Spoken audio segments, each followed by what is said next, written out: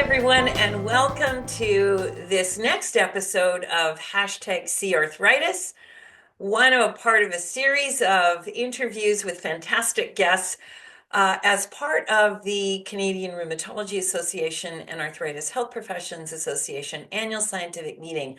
I'm Cheryl Koehn. I'm with Arthritis Consumer Experts, and we host through the Arthritis Broadcast Network, the #CArthritis event.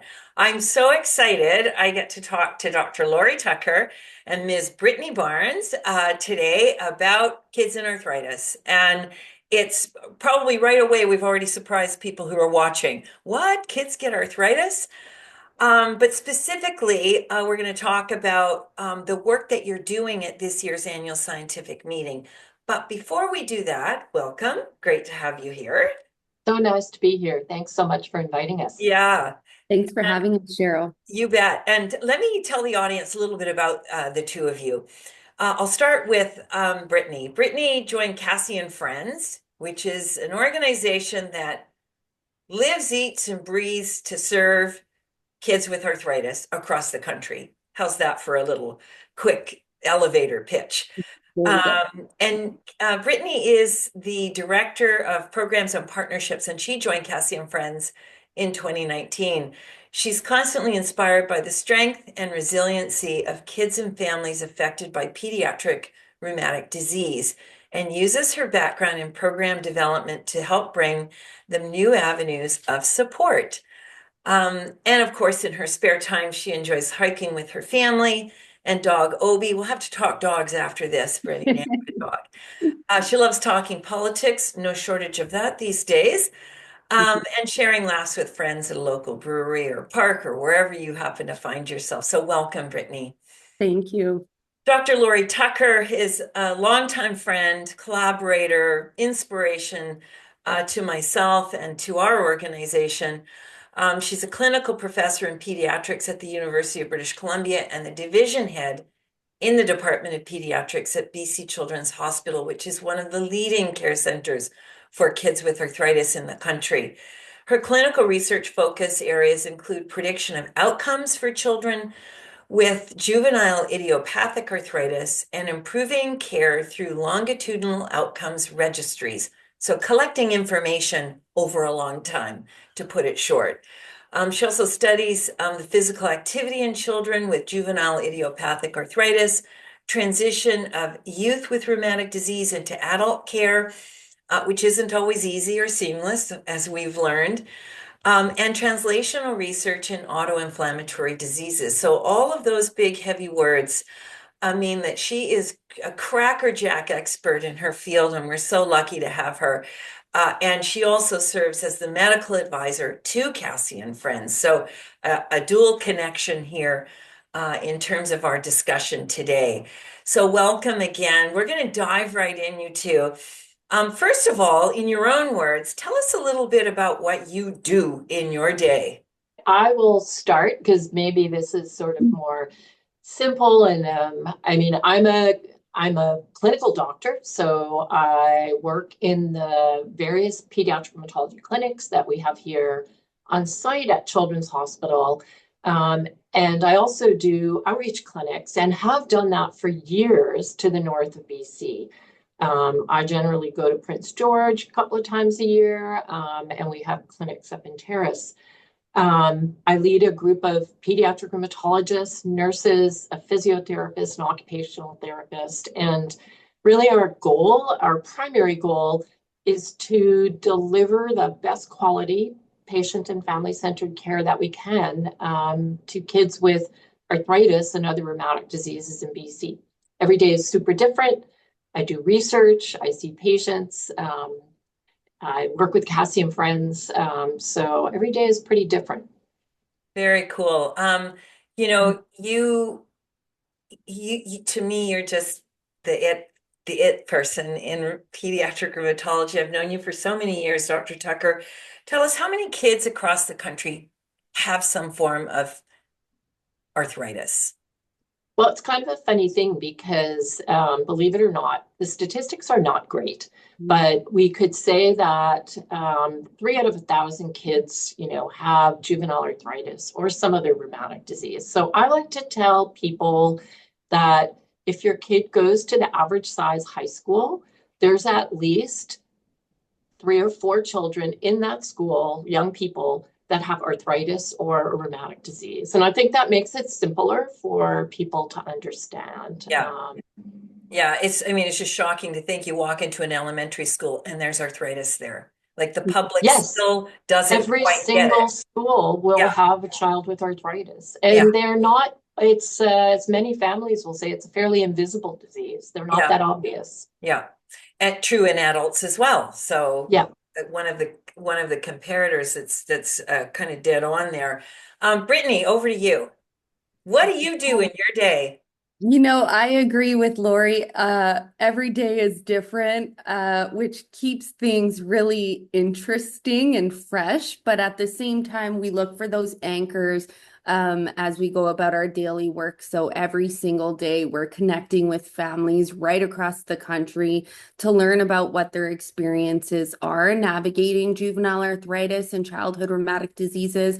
We're looking at the research. We're connecting with healthcare teams right across the country and having those conversations about how we can be that in-between support to change the realities for kids and families. So whether that's through our programming, such as our youth mentorship programming or our injection support kits, or whether that's getting right involved with research, whether that's hosting our family day events or our Team Cassie and Friends runs, which are now right across the country at all as well. Every single day is different, but anchored in our mission to really transform the lives of our kids and families. Yeah. It's interesting you both say every day is so different. And it's true about arthritis or autoimmune forms of arthritis as well. I Mhm. live with RA and every day is a bit of a surprise with my disease. So uh, that's very, very interesting. Tell us about what you're going to be doing at the annual scientific meeting. I know that's primarily why we're here to talk today, to sit together in studio. You're presenting both a poster and you're holding a workshop, and it's focused on leaving no family behind, a collaborative approach to improving care for families in northern BC. And I think generally speaking, our audience, probably most people in the country, understand that there are challenges in delivering care and providing support in rural, remote areas. So tell us about first the poster and what some of the key takeaways are of the poster.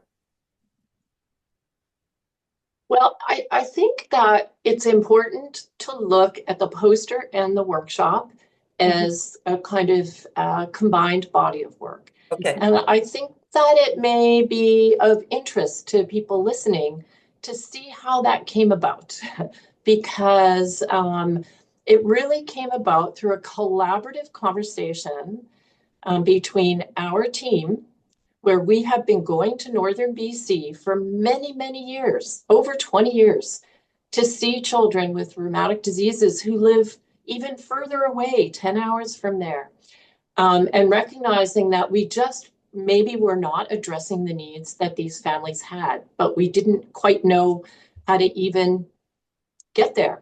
And having a conversation with Cassie and Friends, who said, well, let's think about asking families and kids what their needs are. And so that really started this work, was that collaborative conversation. And what came out from there is a series of work that Brittany first participated in, where Brittany actually came to our clinics in northern BC and sat and talked to families and kids and got an idea of where the problems were for them. And honestly, like as a clinician, I've been doing this a long time. I learned so much even from that beginning part of the project. And then I guess I will let Brittany talk more about sort of what happened from there. How did we get to the poster and the information we learned?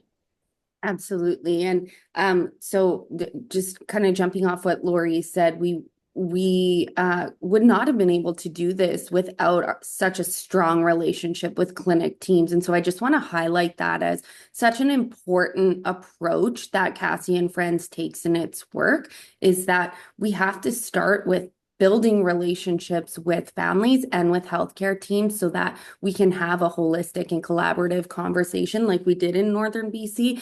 And then, of course, we looked at community partnerships to help make that work possible. Yes, we started with having conversations we connected with over 60 families at the end of all of this in Northern BC to really learn about, okay, from the point of suspecting that something's going on with your child to the point of accessing specialized pediatric rheumatology care, what did that look like? What were some of the roadblocks or barriers along the way? What were some of the things that you expected would be harder than they were? What are some of the solutions that could be in place to help? And how could whether it's Cassie and Friends or the healthcare team or maybe government step in to affect some of these changes? So not to give too much away from our presentation, but what we learned was, first and foremost, there was very low awareness within the general practitioner population when it came to childhood rheumatic diseases. So a solution there is obviously working to raise awareness amongst that group of healthcare professionals. And to expedite getting pediatric rheumatology care and treatment quicker, which ultimately means better disease outcomes.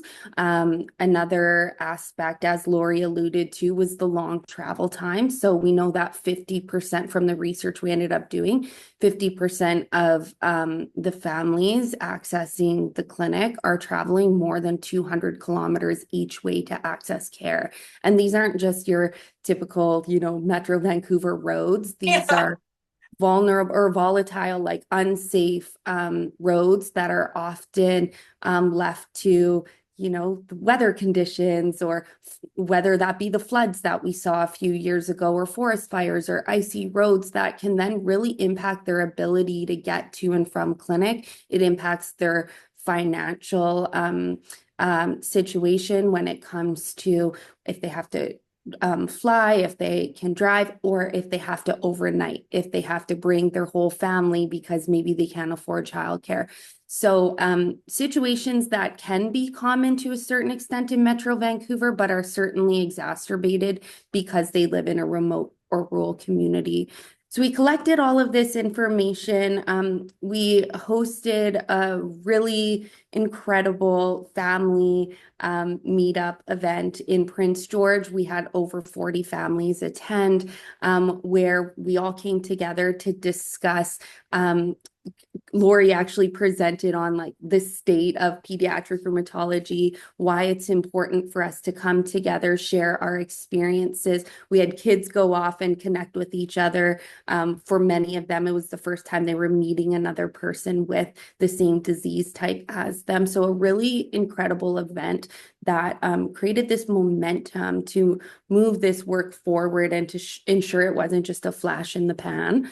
The next step was we partnered up with a graduate student at Royal Roads University who wanted to do some legitimate research to gather data around these barriers and experiences for our families. So out of that work came some findings and recommendations. That's what is informing our research poster at the CRA, and then our project as a whole, and kind of how we can use this information to move forward and influence similar projects or inform similar projects right across the country is what our workshop will talk about. Amazing. Caring, conversation, you put them together and it equates to change. And, you can have that one. I won't coin it.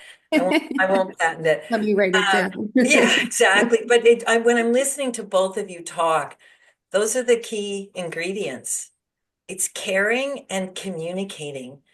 And the communication isn't just between the two of you, it involved the kids, the families, the other community partners, as you pointed out. Just incredible work. So congratulations on that road that you've traveled, which sounds a bit scary for a lot of people, I'm sure. Where things usually break down is at the policymaking sort of stage.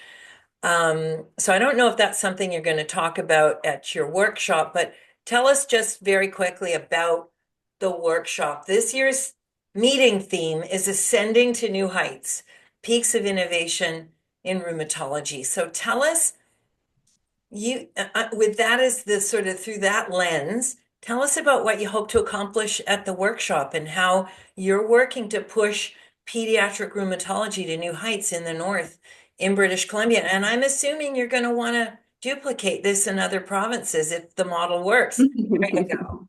Yes. And so I think the workshop, like I see it as a great opportunity for us to describe a little bit about what we've done in BC. But actually, I am really hoping that other pediatric rheumatology teams, allied health and physicians come to the workshop because I just have a lot of curiosity. So I think with respect to innovation and change, like I want to know, I think there are other people doing very good things. Sure. But we're not talking to each other and we're not sharing our experiences or our challenges. And so with respect to sort of policy and changing policy, I think we just have to start with understanding the lay of the land. Like who we want to know who's doing outreach clinics, in Nunavut, or if they are, Right. or, Northern Ontario or wherever, and what do they see as challenges? Because I think some of these things that we're doing are quite universal and the recommendations could be replicated in other places. But I think I'm just curious.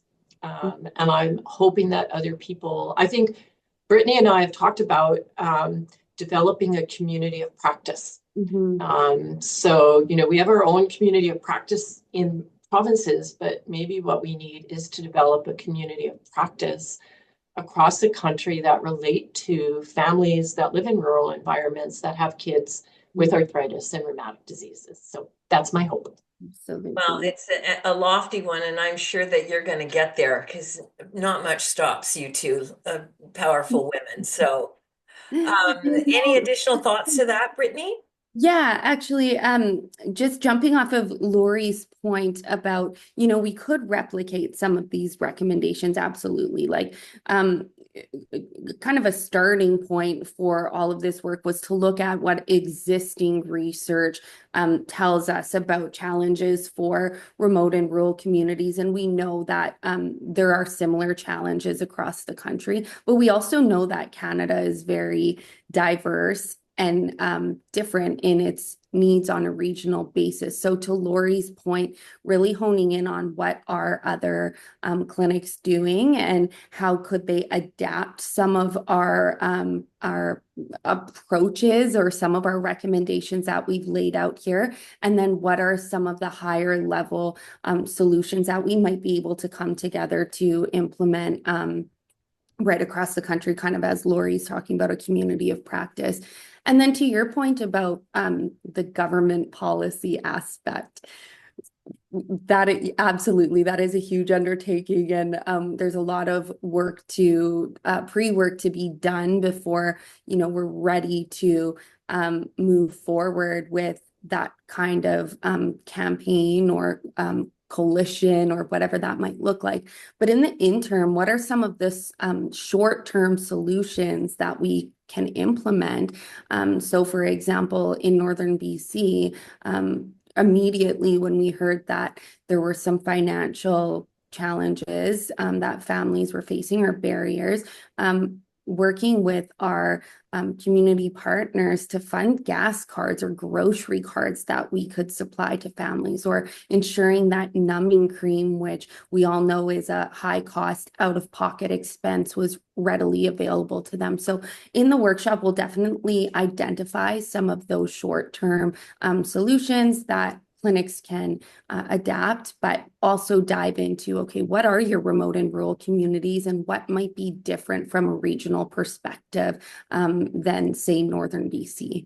Yeah, and I gather, that we have in our northern and rural remote communities large Indigenous populations, and there are very specific needs for their communities as well, and so much partnership building and reconciliations obviously need to be taking place concurrent to that. So I know how challenging work like this can be. And it's just amazing. I think one of the most important things that Cassie and Friends does and has done so well since the day it founded is listen to families and kids.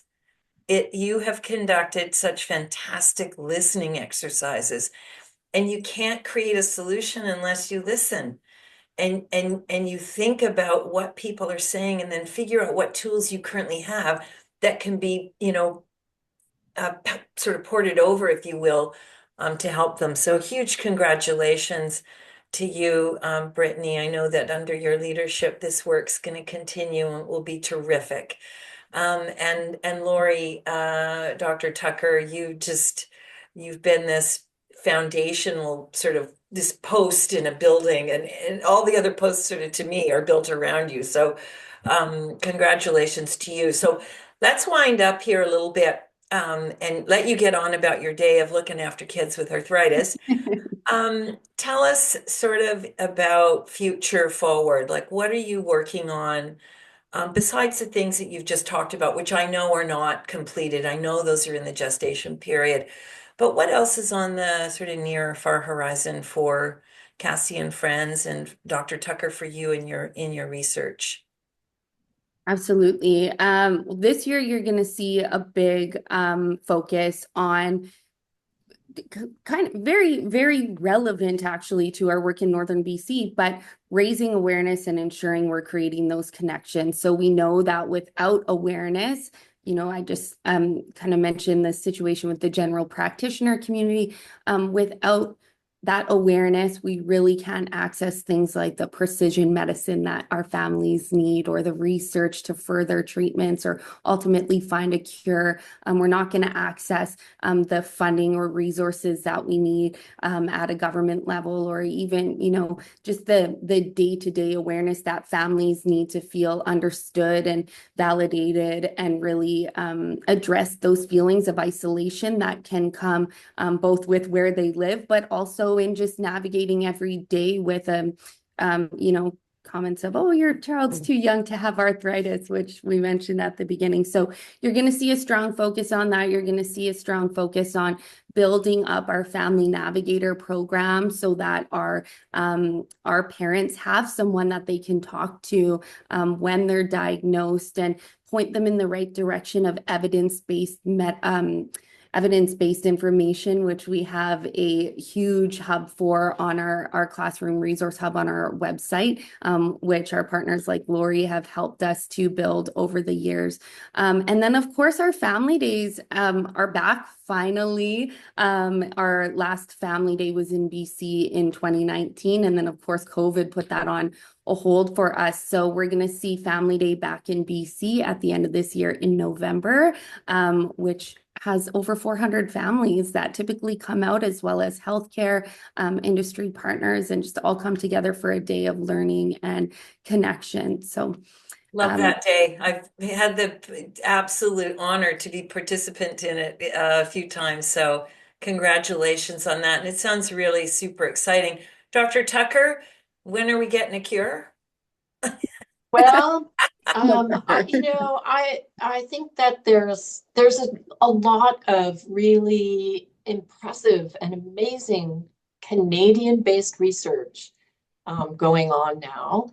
And I will call out, my colleagues at Sick Kids in Toronto who are leading some really large, innovative projects looking at, how we start medicines, when can we stop medicines, and collecting information and samples that I think are headed towards that direction. Yeah. The other thing that I think has been really, this sounds so boring, right? The whole idea of like, oh, let's collect information on people It's but a stepwise process, hey? yeah, I want to say that there's been some really great work on the part, I think, of the Canadian Organization for Rare Diseases and other rare disease groups like ACE, actually, to get the Canadian Drug Agency to put money into rare diseases in childhood. Mm-hmm. And the really great thing is that some of that money, it's aimed at trying to set up ways of doing clinical trials with new drugs for kids with rare diseases, which is a challenge. And some of that funding has come to pediatric rheumatology, which is fantastic. So that's something that people in my group are working on, both like developing really good ways that we can have large databases where that are ready to like identify kids who might be eligible to be in new clinical trials. So I think that's really really a great step forward. And I think that is an innovation and something that will lead to better treatments for kids with arthritis and rheumatic diseases in the future. Yeah, that's super exciting. I know I was reading some grant award results, and I think pediatric rheumatology had taken, what, 3 or 4 of the major grants that were given out. So, which tells you that the reviewers think you're doing fantastic, much needed work. So huge Yep. congratulations, Dr. Tucker. I know you're leading at least one of those teams and participating likely in a couple of others. So congratulations on that. I don't want to take up more of your time. It's been an absolute pleasure sitting with you today. We wish you the very best of luck in your poster presentation. I know you won't need it, but just a little bit extra never helps. And I hope the workshop is super, super productive and you get out of it what you want and need in order to care for the kids that you support every day in your working lives. So thank you so much for being with us. I will see you in Calgary. Yep. And give you a big hug then. So until then, please be well. And to our audience, thank you for tuning in. We hope you learned a lot about Cassie and Friends. By the way, it's www.Cassie and Friends, all spelled out, CASSIE and Friends.ca. That's right. Thank you. So please go to their website. They're a charitable organization, so your support makes a difference in kids' lives with arthritis. So until next time, thank you for joining us in the #CArthritis interview room. Bye for now.